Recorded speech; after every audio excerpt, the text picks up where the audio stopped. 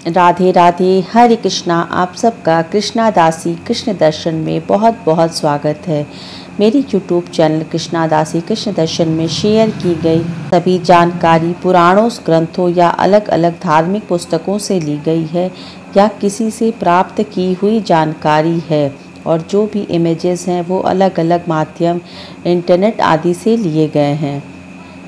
श्रावण माह के शुक्ल पक्ष की एकादशी तिथि इस साल 16 अगस्त के दिन मनाई जाएगी। श्रावण पुत्रदा एकादशी की तिथि एक दिन पहले 15 अगस्त को सुबह 10:26 पर शुरू हो जाएगी।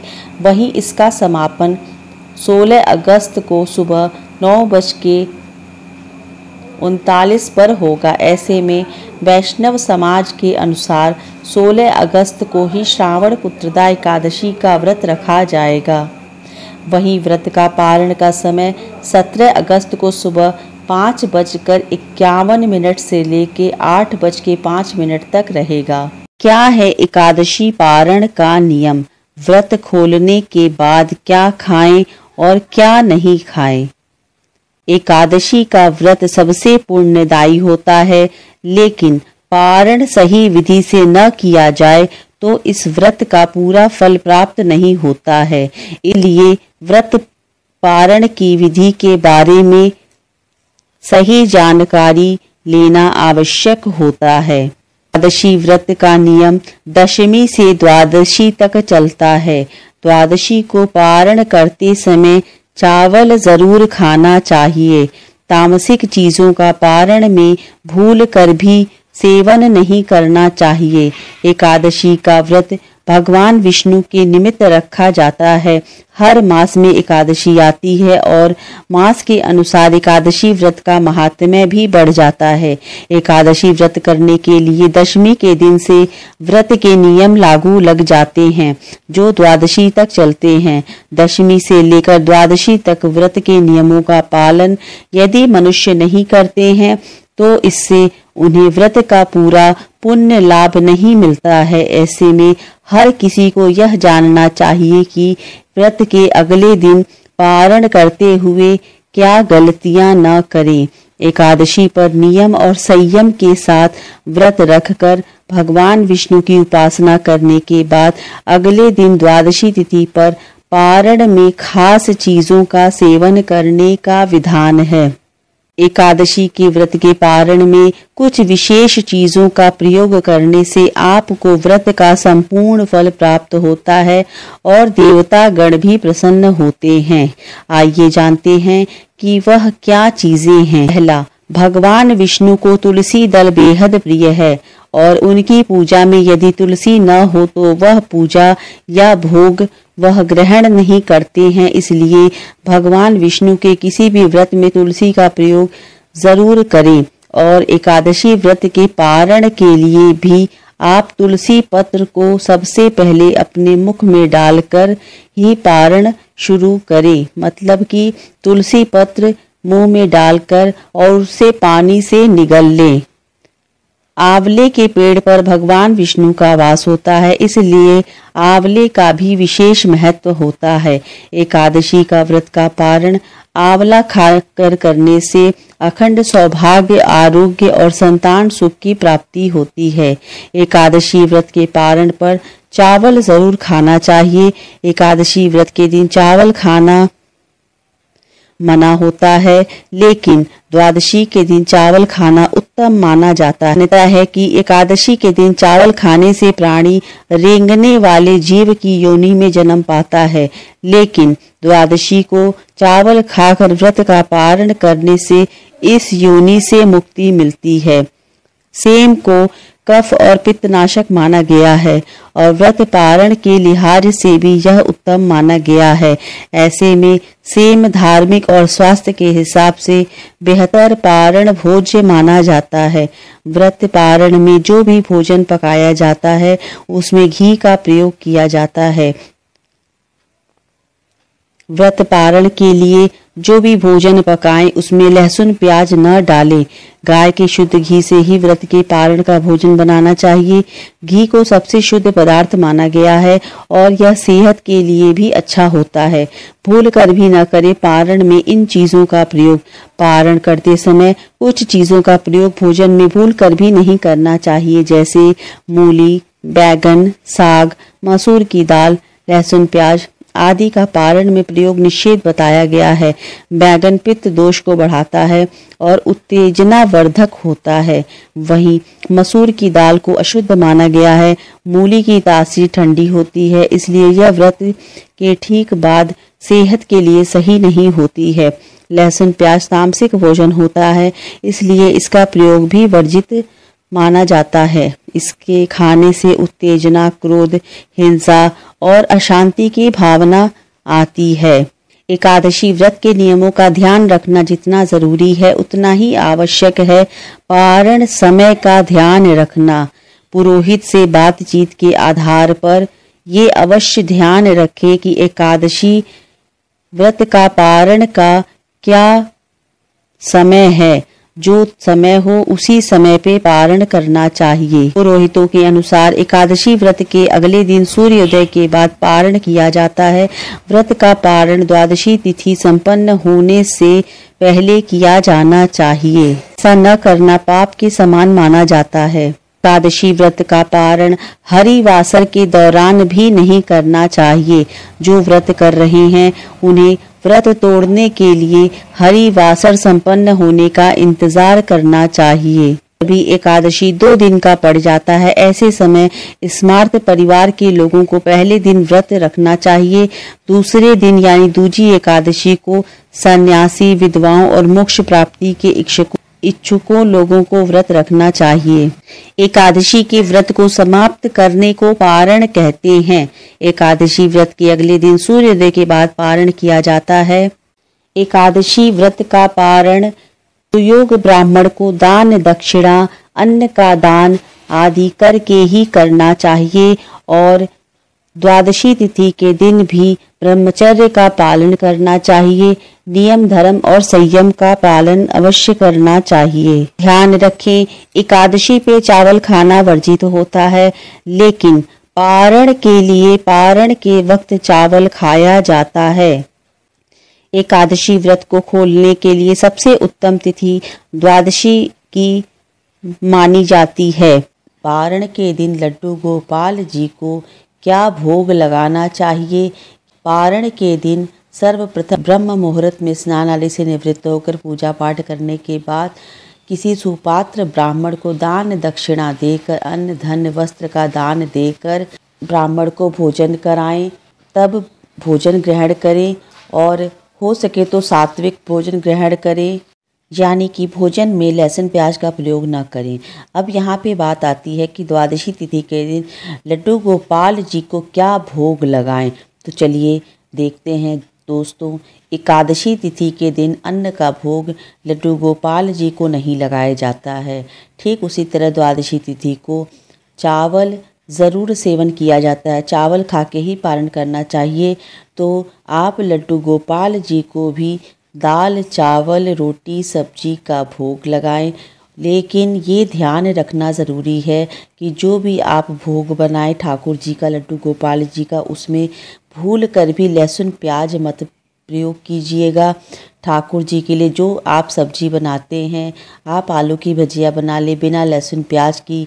चावल में तो लहसुन प्याज पड़ेगा नहीं, दाल में लहसुन प्याज मत डालिए। सिर्फ जीरे का आप जीरे से फ्राई कर सकते हैं दाल को, चटनी लगा सकते हैं धनिया की।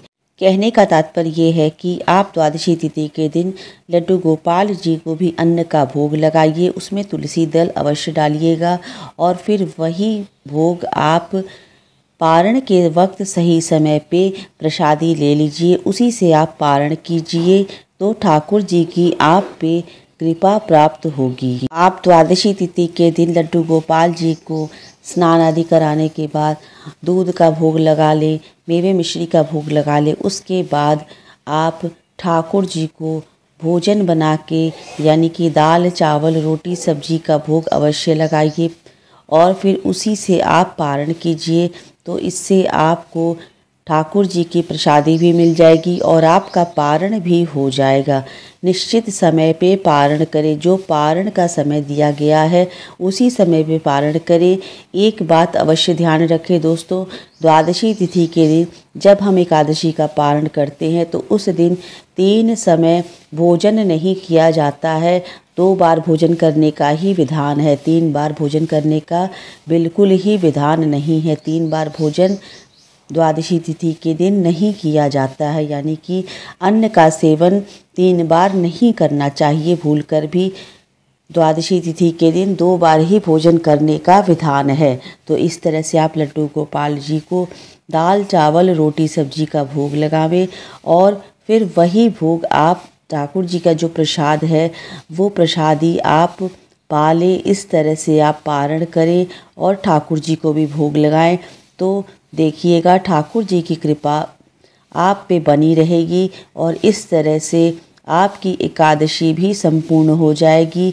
और अगर कोई त्रुटि हुई है, अगर कोई थोड़ी बहुत भी गलती हो जाती है पूजा पाठ में, तो वो ठाकुर जी की कृपा से क्षमा प्राप्त हो जाएगी। और इस तरह से आप भोग सेवा करें ठाकुर जी की। द्वादशी तिथि के दिन अन्न का भोग लगाएं, ज़रूर से अन्न का भोग लगाएं द्वादशी तिथि के दिन और फिर वही प्रसाद आप अपने पालें। ये नियम अवश्य बनाएं। एकादशी तिथि के दिन चावल का सेवन नहीं किया जाता है, लेकिन वहीं पे द्वादशी तिथि के दिन, द्वादशी के दिन यानी कि जब व्रत पूरा हो जाता है तो चावल खाकर ही पारण करना चाहिए। इसलिए द्वादशी तिथि के दिन आप ठाकुर जी को, बाल गोपाल लड्डू गोपाल जी को दाल चावल रोटी सब्जी का पहले भोग लगाएं और फिर वही प्रसादी आप पालें। इस तरह से आप पारण के दिन लड्डू गोपाल जी की सेवा करें। उसके बाद आप दोपहर में जो भी भोग लगाएं, फल का भोग लगाएं, जूस का भोग लगाएं, आपकी जो इच्छा हो उस चीज़ की भोग लगाएं ठाकुर जी की। आप सेवा जैसे भी करें, जिस भाव से सेवा करें, लेकिन पारण के दिन सर्वप्रथम दूध आदि पिलाने के बाद दोपहर के समय आप अन्न का भोग अवश्य लगाएं और फिर वही प्रसादी आप प्रसाद रूप में अवश्य ले लें। इस तरह से आप पारण के दिन लड्डू गोपाल जी की विधि विधान से भोग सेवा अवश्य करें। तो इससे आपको ठाकुर जी की भी कृपा प्राप्त होगी और भगवान विष्णु की भी कृपा आप पर बनी रहेगी। कहा जाता है कि एकादशी का व्रत तभी संपूर्ण होता है जब सही विधि से सही समय पे हम पारण करते हैं, इसलिए पारण का विशेष ध्यान रखना चाहिए। श्रीमद् भागवत में भी पारण का वर्णन है। इसमें एक कथा आती है कि राजा अम्बरीश ने एकादशी का व्रत रखा था और द्वादशी तिथि के दिन अचानक से दुर्वासा ऋषि का आगमन होता है।